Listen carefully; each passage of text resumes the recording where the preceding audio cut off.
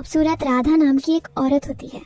उसका पति विदेश में होता है और उसके अंदर एक खालीपन सा रहता था, शायद उसके पति की कमी। उस औरत के घर में सास ससुर, उसका जेठ और उसकी पत्नी और एक देवर होता है 22 साल का। उसका देवर अर्जुन बहुत हैंडसम, 6 फीट का लंबा चौड़ा था। राधा जब भी उसको देखती उसे अजीब सा फील होता। वो उस पर नजर रख रही थी, लेकिन उसे अर्जुन के पास जाने का मौका नहीं मिला, क्योंकि अर्जुन ऊपर अपने कमरे में हर टाइम पढ़ता रहता, बस जरूरी काम से नीचे आता। अर्जुन बस अपनी भाभी के पास ट्यूशन ही पढ़ने आता था जब पड़ोस के लड़के भाभी के पास ट्यूशन पढ़ने आते थे। जब वो नीचे ट्यूशन पढ़ने आता था तो उसके साथ और भी बच्चे होते थे, इसीलिए भी राधा को मौका नहीं मिल रहा था अर्जुन के पास जाने का। लेकिन एक दिन उसे मौका मिला जब घर में कोई नहीं था, सब कहीं गए थे और बच्चे भी शाम को पढ़ने आने वाले थे और अर्जुन ऊपर अपने कमरे में था। राधा ने फायदा उठाया और उसे आवाज दी, अर्जुन जरा नीचे आना, जरूरी काम है। अर्जुन पढ़ाई कर रहा था और उसने भाभी की आवाज सुनी तो वो नीचे आया। उसने कहा, भाभी क्या काम है? राधा ने कहा, चलो उस कमरे में।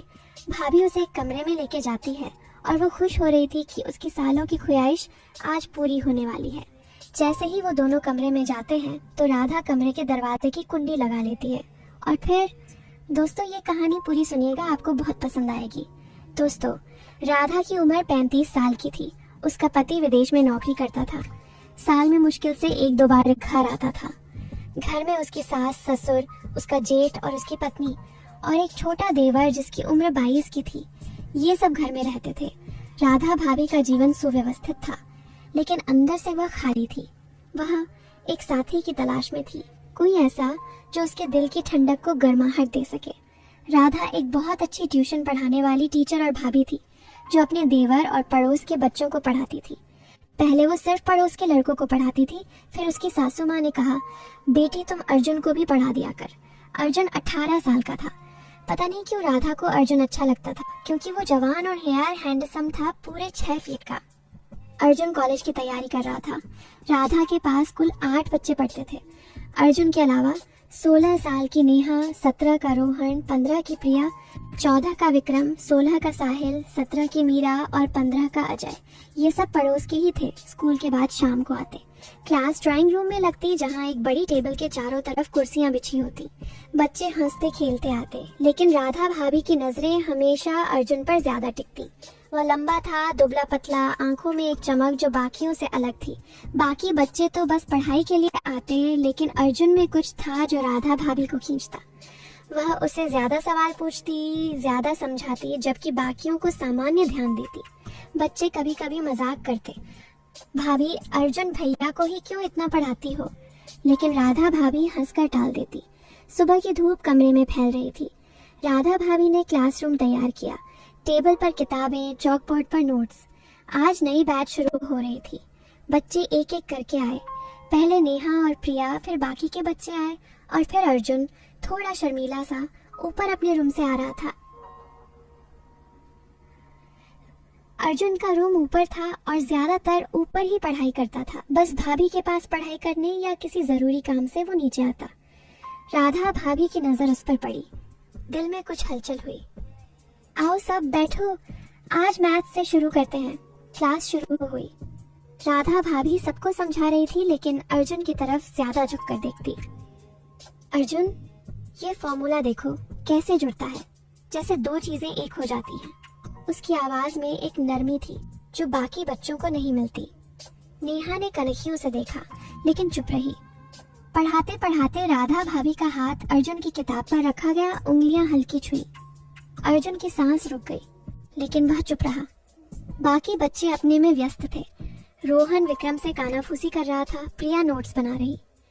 तभी राधा भाभी की सास कमरे में आई, चाय की ट्रे लेकर। बच्चों, चाय पी लो। राधा, तुम भी। राधा भाभी ने हाथ हटाया, मुस्कुराई। सब पी लो।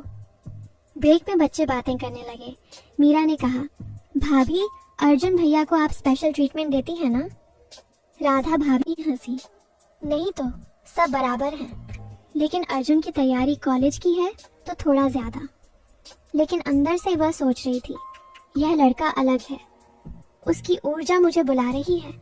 अर्जुन उसे भाभी बुलाता था तो बाकी बच्चे भी उसे भाभी ही बुलाते थे। फिर क्लास खत्म हुई, बच्चे गए। अर्जुन सबसे आखिर में ऊपर जाते जाते राधा भाभी को देखा। शाम को अर्जुन नीचे आया कोई जरूरी सामान लाने। दोनों की नजरें मिली, लेकिन दोनों ने नजर हटा ली। राधा भाभी के मन में विचार आया, क्या यह संभव है? वह युवा मैं थी, लेकिन चाहत तो है। अर्जुन अपने कमरे में था, माँ रसोई में। वह सोच रहा था भाभी की मुस्कान। बाकी बच्चे भी हैं, लेकिन भाभी मुझे अलग देखती हैं। अगले दिन क्लास फिर शुरू। बच्चे आए, हल्ला गुल्ला। साहिल ने कहा, भाभी आज साइंस पढ़ाओ। राधा भाभी ने हामी भरी। सब बैठे। वह समझा रही थी, देखो बच्चों, यह बॉन्डिंग है। दो एटम्स एक दूसरे की जरूरत पूरी करते हैं। लेकिन कहते कहते उसकी नजर अर्जुन पर रुकी। अर्जुन, समझे? जैसे कोई किसी को पूरा करता है। अर्जुन ने सर हिलाया, लेकिन आंखों में चमक। बाकी बच्चे व्यस्त। अजय प्रिया से पेंसिल मांग रहा था। रोहन डूडल बना रहा। राधा भाभी अर्जुन के पास झुकी, किताब में कुछ दिखाने। उसकी साड़ी का पल्लू सरका। अर्जुन की नजर वहां टिकी। दिल की धड़कन तेज। लेकिन तभी विक्रम ने पूछा, भाभी मुझे नहीं समझ आया। राधा भाभी सीधी हुई, सबको समझाया, लेकिन अर्जुन को अलग से कहा, तुम बाद में पूछना अगर डाउट हो। फिर क्लास में ब्रेक हुआ। बच्चे बाहर खेलने गए, लेकिन अर्जुन रुका। राधा भाभी ने कहा, अर्जुन चाय? वह हाँ कहा। दोनों ने बात की। तुम्हारी पढ़ाई कैसी चल रही? राधा भाभी की आवाज नरम। अर्जुन ने कहा, अच्छी भाभी, लेकिन आपकी वजह से। नजरें मिली, लेकिन तभी नेहा अंदर आई। भाभी समय हो गया। फिर क्लास जारी रही। पढ़ाते हुए राधा भाभी का पैर अर्जुन के पैर से छू गया। दोनों रुके, लेकिन हिले नहीं। हवा में गर्मी, लेकिन बाहर से आवाज अर्जुन का बड़ा भाई था। उसने अर्जुन से कहा, तुम घर पे ही रहना, मैं बाजार जा रहा हूँ। राधा भाभी ने पैर हटाया और अर्जुन बोला, हाँ भैया। शाम को राधा भाभी घर के काम में व्यस्त थी, लेकिन मन में अर्जुन। वह सोच रही थी कि वो ऊपर ही कमरे में क्यों रहता है, यहाँ नीचे क्यों नहीं रहता। उसने सोचा, बाकी बच्चे तो बस नाम के हैं, लेकिन अर्जुन स्पेशल। उसकी ऊर्जा, उसकी मुस्कान। पता नहीं क्यों मैं उसे चाहती हूँ। रात में पति का फोन आया, लेकिन बात सूखी। सपने में अर्जुन आया, जहाँ वे अकेले थे। अर्जुन कमरे में सोच रहा था भाभी के बारे में। अगले दिन फिर क्लास शुरू हुई। आज हिंदी कविता। राधा भाभी पढ़ रही थी। दिल की चाहत जो छिपी रहती है, लेकिन नजरों से झलकती है। सब सुन रहे थे, लेकिन राधा भाभी की नजर अर्जुन पर। अर्जुन, समझे चाहत कैसी होती है? अर्जुन ने कहा, हाँ भाभी, जैसे कोई किसी को देखता है, लेकिन कह नहीं पाता। बाकी बच्चे व्यस्त थे। प्रिया नेहा से कानाफूसी, साहिल किताब में देख रहा। राधा भाभी अर्जुन के करीब बैठी, हाथ छुआ। गर्मी महसूस हुई, लेकिन तभी अजय ने कहा, भाभी मुझे समझ नहीं आया। राधा भाभी ने सबको समझाया। ब्रेक में बच्चे चाय पी रहे थे। मीरा ने पूछा, भाभी आप अर्जुन भैया को क्यों इतना ध्यान देती हो? राधा भाभी हंसी, क्योंकि वह सीरियस है पढ़ाई में, तुम सब भी वैसा करो। लेकिन अंदर सोच, वह मेरा है। क्लास खत्म, बच्चे गए। फिर एक दिन ऐसा मौका आया कि उसके घर वाले सब बाहर गए हुए थे। सास तीर्थ यात्रा पर, उसका जेठ और उसकी पत्नी रिश्तेदारों के यहाँ। घर में सिर्फ अकेली राधा और ऊपर कमरे में अर्जुन था। उसने सोचा आज अच्छा मौका है, इसीलिए उसने अर्जुन जरा नीचे आना काम है कहा, यहाँ नीचे आयो। अर्जुन ने आवाज सुनी और वो नीचे आ गया।